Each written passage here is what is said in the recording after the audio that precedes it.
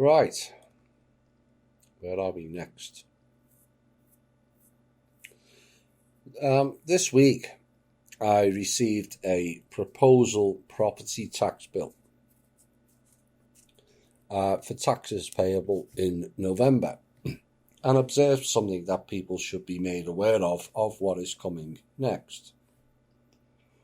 With revenues down everywhere and payments deferred and or stopped, this practice will creep in on the American public here on in as they make us pay for the stimulus checks and the virus bill.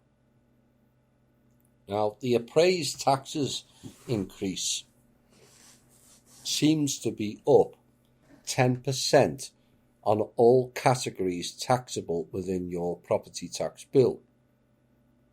This is despite providing no or reduced services this year across every state and county.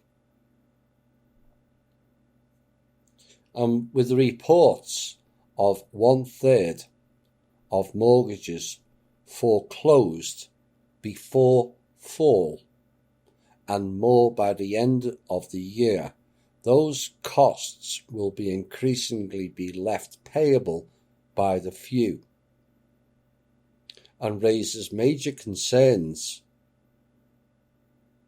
But here is another of their harebrained plans they are putting forward now, and it adds weight to the warning I've given in previous shows about the universal basic income. An unconditional basic income is given to citizens of a country because they are citizens, not conditional upon other qualifications. Some people have suggested that a universal basic income would be a good way to eliminate poverty and deal with unemployment. A majority of the public in several countries support the introduction of an unconditional basic income, including France. Now, there have been basic income pilots done before that were conducted in the United States and Canada in the 1960s and 1970s. Also in Namibia from 2008 and India from 2011. Switzerland had a referendum on the topic in 2016 which rejected a UBI, and Finland and Spain were conducting trials as of 2018. Now, Iran was the first country to introduce a national basic income, and since autumn of 2010, it has paid an income to all citizens and replaced the decades-long system of subsidies for petrol, fuel, and other supplies. In 2012, the sum corresponded to about $40 per person per month. And with the coronavirus crisis and resultant economic struggles, it is rather likely for UBI to find even more acceptance in the societies of strongly affected nations. At the same time, it stands to reason that the unconditionality of it will be dropped, and a payout at one point in the future will be connected with compliance in receiving vaccinations to combat all current and up-and-coming viruses. That's the second warning in 2 reports. That echoes what I've been saying on the show. They're going to tie everything to your vaccination records. The 2080 Society, not many people will have heard of this, is a projected society for the 21st century. And 20% of the population, these think tank jackasses, will be enough to keep the world's economy going. The other 80% live on some form of welfare. So what is the 2080 Society? Well, it's a concept which has been discussed by Hans Peter Martin in his book The Global Trap, after he visited the Fairmont Convention that has taken place in 1995 in San Francisco. And he was one of 3 invited journalists at this conference, where he overheard global business leaders discussing how much or less workforce they actually need to keep their companies running. And the book is known for defining a possible 2080 society. And in this possible society of the 21st century, 20% of the working age population, they believe, will be enough to keep the world economy going, with the other 80% living on some form of welfare. While not explicitly mentioned, what this is talking about in 1995 was the universal basic income. And then what was said in the meeting or the conference, the 80% are then entertained with a concept called titty-tainment. Yes, you heard that right. Titty-tainment. A term uttered by Mr. Brzezinski, which aims at keeping the 80% of frustrated citizens happy with a mixture of deafeningly predictable, lowest common denominator entertainment for the soul and nourishment for the body. Streaming services like Netflix for movies and TV series abound, and a coming wave of full robotization have made this a very likely future scenario. Now, the Pareto principle is a rule that defines that 20% of business activities will account for 80% of results or revenue.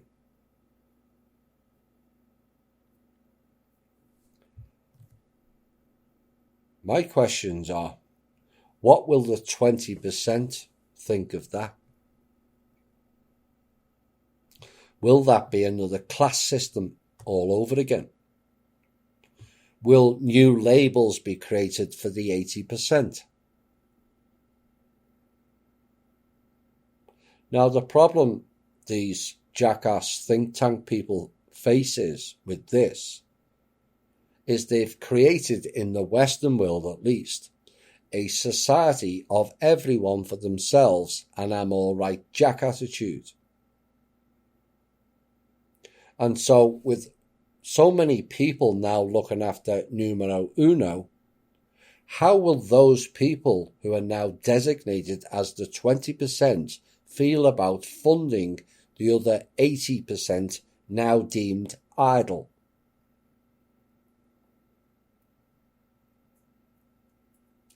It's another classic case of Ouroboros programs by the clowns again, where the new program impacts and ruins the gains or ideals of the previous program. And it's jackassery on unprecedented levels. But who decides who is the 20 or 80%?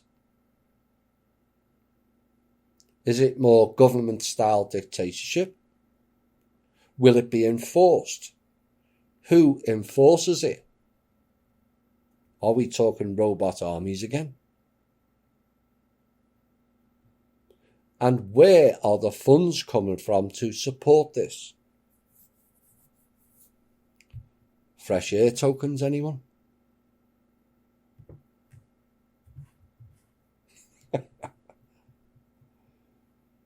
Jackasses.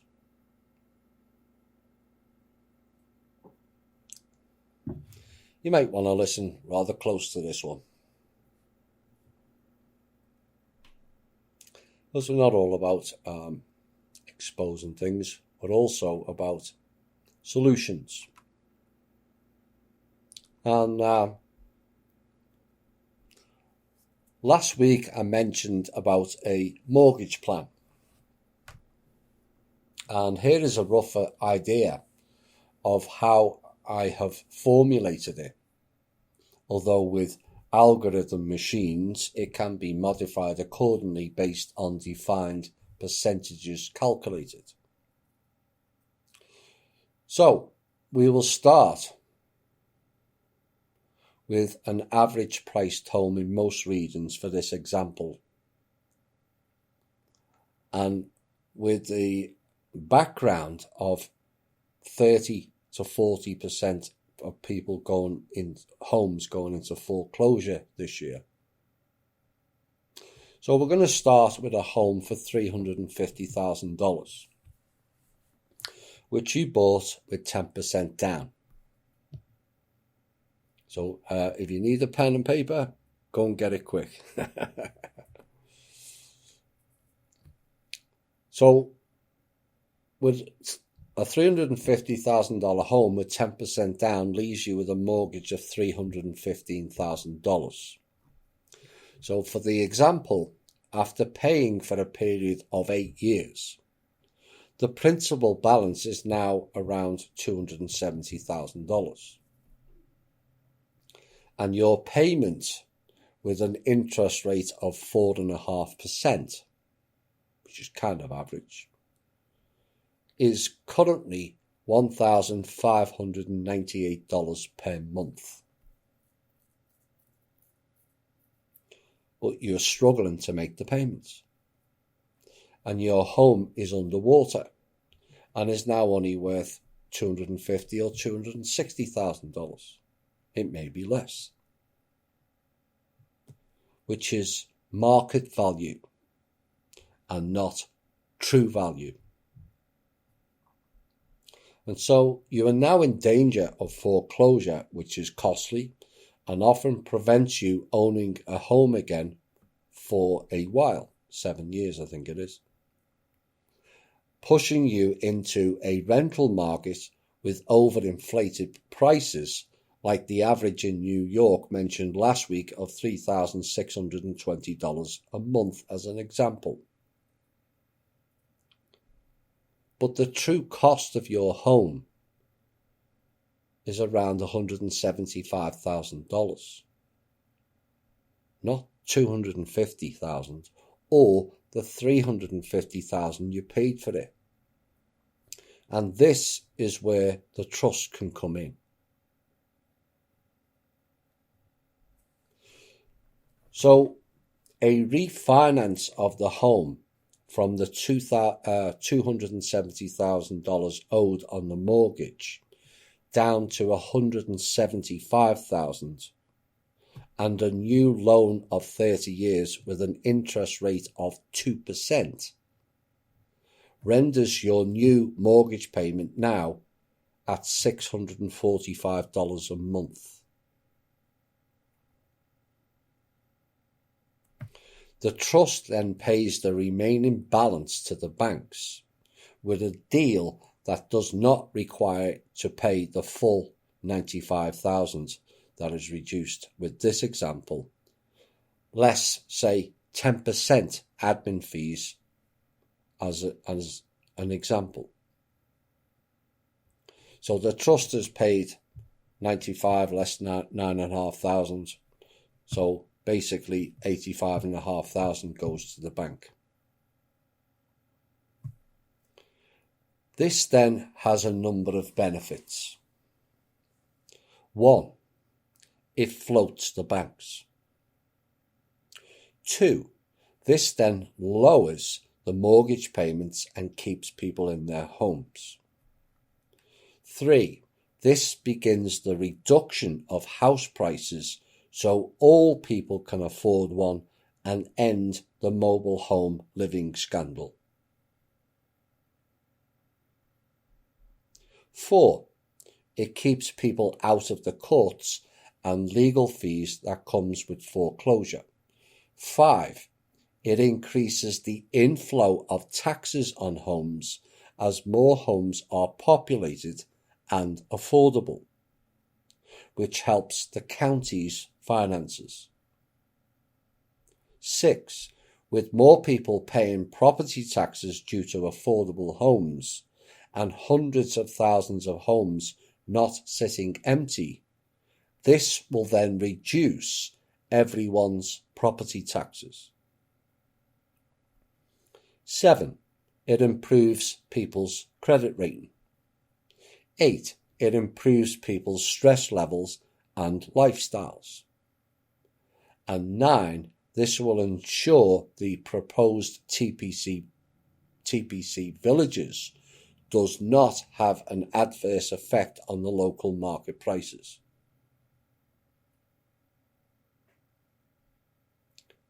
Initially, in the near term, it would have an adverse effect on the housing markets. But to counter that and prevent misuse of this new programme, here are some stipulations that should apply to these new financed homes. 1. The price of that new financed home remains permanently at $175,000 plus inflation added on each year, or goes down if inflation rates are lower. 2. The home becomes a designated trust-named home to determine the new home as a separate entity and now not rated anymore at market value. 3. The mortgage loanee must stay with the trust loan for the duration of the mortgage. That way the trust gets back their investment on reducing the cost of your homes. 4. The lowering of the mortgage from $270,000 to $175,000 should not be classed as a taxable income item. The payments were fraud to begin with, and if the IRS wishes to gain from it, they should seek out those taxes from the lender, given they were paid for the loan upfront anyway. 5. Given the savings costs of going from a monthly payment of $1,598 down to $645, and people have more money in their pockets, perhaps a savings scheme of, say, $100 per month with the bank the mortgage was financed with becomes part of the package, which stays in the account until that savings account reaches the level of the deposits you paid down originally when you bought the home, which in this case was $35,000, which leaves you with a nest egg at the end of the mortgage, which is then something extra to leave to the children or the grandchildren. 6. This then encourages savings again, which is lacking badly within the Western world. 7. The flow of money is increased amongst the people and not all of it harvested by the banks. 8. People would have more money to spend, which aids all of the economy and creates more jobs, many of which were lost due to this fake scamdemic. 9. It ends the marketing snake oil people plans of boom and bust that would envelop everybody should their system carry on as currently. I said in June last year, the millionaire people would be harvested and run down. They have, as evidenced in recent shows, and no one is safe in their homes anymore financially. This would make a massive change to this country on all levels, and everyone gains from it: the banks, the trust, and the people. And it hopefully puts an end to the home-based class status and runaway borrowing costs of keeping up with the Joneses. A home is something to live in and protect you from the elements, intruders and critters. It should never be a class-based item. It is a basic requirement for living. The Trust, for another of their favour programmes, needs to acquire land for new towns and TPC villages to spring up. There is a vast quantities of open land available in America to build upon and end this practice of condensing people into overpopulated cities or towns, and also move people away from coastal areas that are consistently plagued and ruined by storms. That way we can demolition vast quantities of high-rise buildings and derelict subdivisions in the towns and cities and return them to nature and make all our cities and towns better and less resembling concrete jungles. When completed, then we can all get by with just a little help from our friends.